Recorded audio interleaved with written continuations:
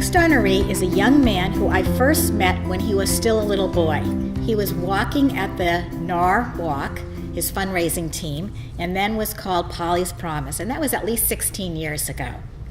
So he had told me recently that he still supports Autism Speaks, but he also supports Autism Science Foundation. Those are his two big causes. And I'm glad he's here today so that we can honor him for being not only an outstanding self-advocate, but an advocate for these other worthwhile organizations. So please welcome Allison Singer to the stage. Come stand next to me. I think it's true that we all need joy in our life, but we all love Paul. I'm going to start by.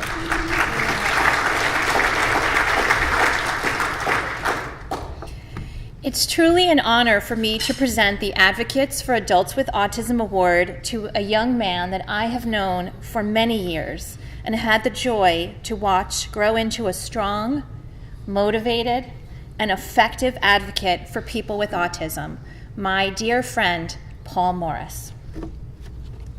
Often you will hear the word self-advocate to describe adults with autism who work in this field. But as Marjorie alluded to, Paul is so much more than a self-advocate.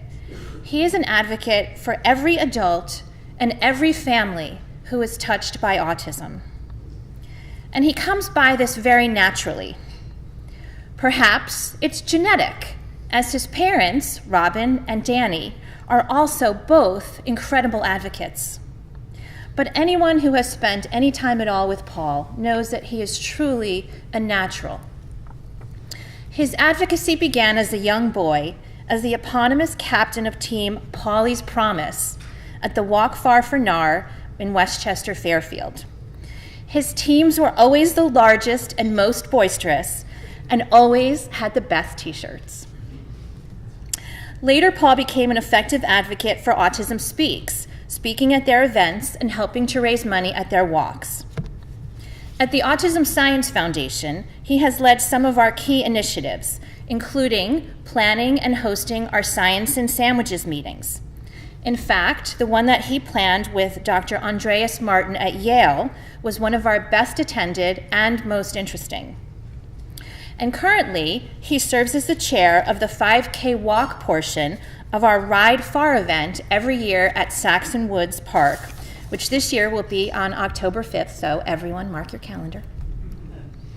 Paul has also been involved in our annual Day of Learning, and each year has been chosen by our board of directors to introduce one of our speakers in recognition of his wonderful service.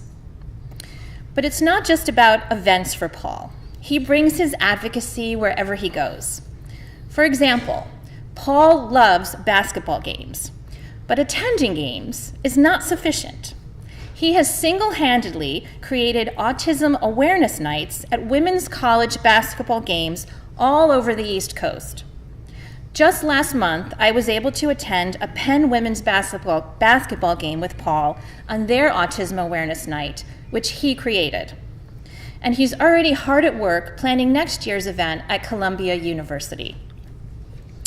It's an honor for me to work with Paul, who has clearly fulfilled his promise. And it's an even greater for me to present him with the Advocates for Adults with Autism Award.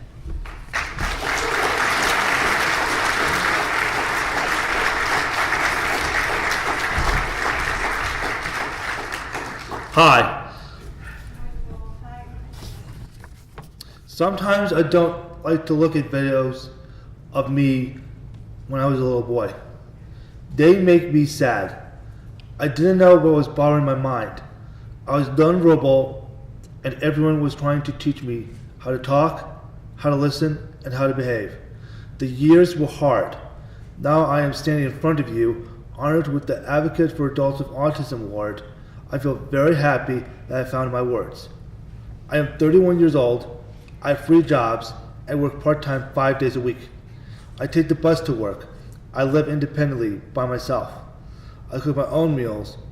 I do my own laundry, and I travel without a car, which is my favorite part of independence. I clean well, but need help with the restroom. I am very good at computer skills, and I research sports and movies because those are my favorites. I am also very good at remembering facts.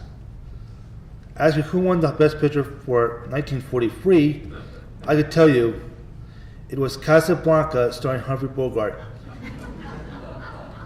I could also tell you every Heisman Trophy winner since 1935. Who won the Heisman in 1941? Does anybody know?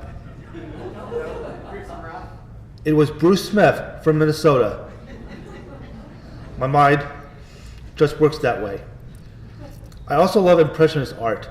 My favorite artist is Claude Monet, and for me, his painting, Water Lilies and Japanese Bridge, is just beautiful. Also, my past internship at the Norman Rockwell Museum taught me about the works of the best illustrator of American history art. I love The Runaway. It is a drawing of people in Lee, Massachusetts, where I went to school.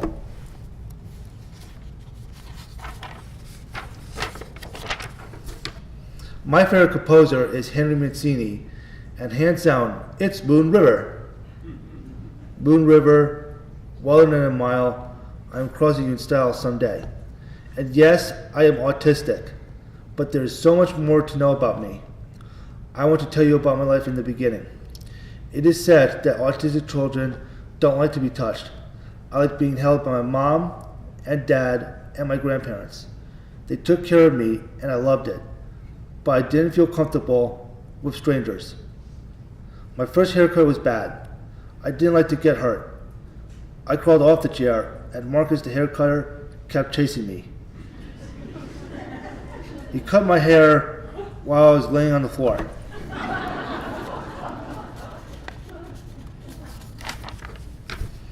When I went to the doctor, the only thing I did not like was when they tried to get blood. They were holding me down. One nurse sang to me, she sang my favorite song, "These Boots Are Made for Walking" by Nancy Sinatra. I calmed down. I would recommend that doctors find something to make a kid calm. One sensory issue I have is that I don't eat pasta. I don't like the texture. I also did not like labels in my clothing or threads hanging. I used to cut them out. My family called them rippies. It is a private joke. But now, I can't handle the labels. I am not really good at being flexible. I try to problem solve myself. I am also not good at some emotions. I get upset when I'm criticized. I'm trying to be appropriate. I want to have friends. When I was a little boy, I did not know that I was different. When I became an older person, I wanted to do my own things, like hang out with friends, like my brothers Jesse and Tyler and my sister Sabrina did. I did not know how to hang out with friends. My parents wanted me to learn how to speak. It is not only about words, it is about behavior. It took me a long time to learn how to socialize with people. I am still learning what that means. When I went to middle school, the kids didn't understand me. I think they were afraid of me because of my autism. I didn't understand when kids told me to do wrongdoings. Sometimes kids are rude. Then there were the kids that were nice to me. They were very kind and they sat next to me in the cafeteria, but I did not go to recess because they said it wasn't good for me.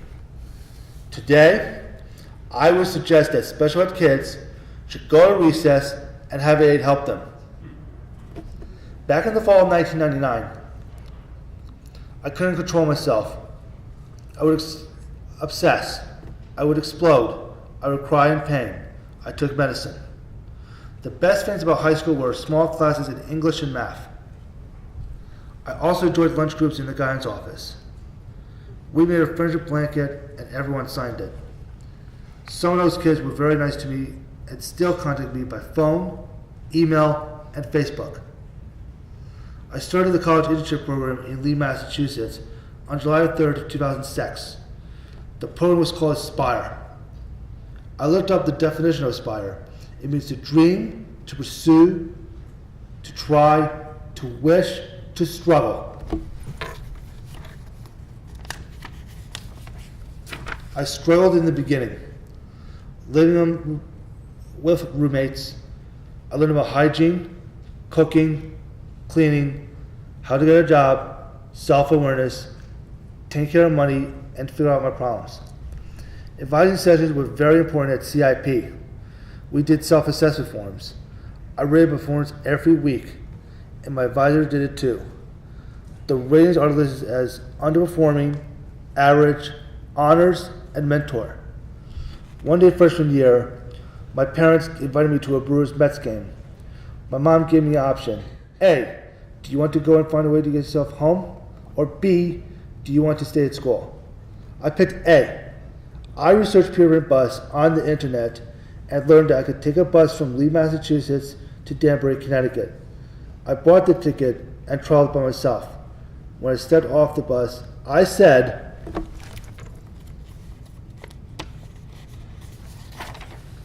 "The mentor has arrived." When I graduated in May 2009, I was on mentor status for 26 weeks in a row. At our graduating convocation ceremony, I won the award for Most Improved Student. My favorite award, which I won 3 years in a row, was for recreational excellence. I never missed a meeting on Monday nights, where I made suggestions for weekend activities. I researched directions on MapQuest, how much it cost, and assisted the registered coordinator in planning. I also was an officer in Student Senate. It has been a very long way for me. I have worked very hard to achieve. I now live in New York. I am very lucky that Westchester ARC got me a job interview with New York Medical College. I have been working there part-time for 9 years. I work as a human resource assistant. I do data entry, scanning, shredding, copying, filing, and mailings. My supervisor, Tom, is my mentor and friend. Also, I wanted to have more hours, so I got other part-time jobs at Cabby in White Plains and Westchester Therapy Solutions in Harrison. I enjoy doing public speaking at various colleges for people who major in psychology and special education. I want to talk about my life of autism. I want people to think and understand I care. In my past seminars experiences, I spoke for Autism Science Foundation, Autism Speaks, New York Medical College, Yale University, University of Pennsylvania, Fordham University, NYU, and the Friendship Circle. I feel very happy when I enjoy good network connections, and I feel sad when I get lonely sometimes. My mom recently asked me if I felt lonely living in my own apartment. I said, no, not as lonely as when I had a roommate. People can make you feel lonely. Finally, I think that it is not only autistic people that need to learn. The people that don't have autism must learn to understand us and be tolerant. One time, I tried to email a girl from high school. She wrote me back and told me not to contact her again. And that I have had many obstacles to overcome. I looked up the word obstacle. I then asked my mom what the word obstacle meant and told her about the girl. My mom cried. I think that this girl is the one with the obstacles. I want to thank my mom and dad for always helping me in a good way. My brothers and sisters are really special to me because I trust them. Thank you, March Mathis, for this wonderful honor. You make me proud.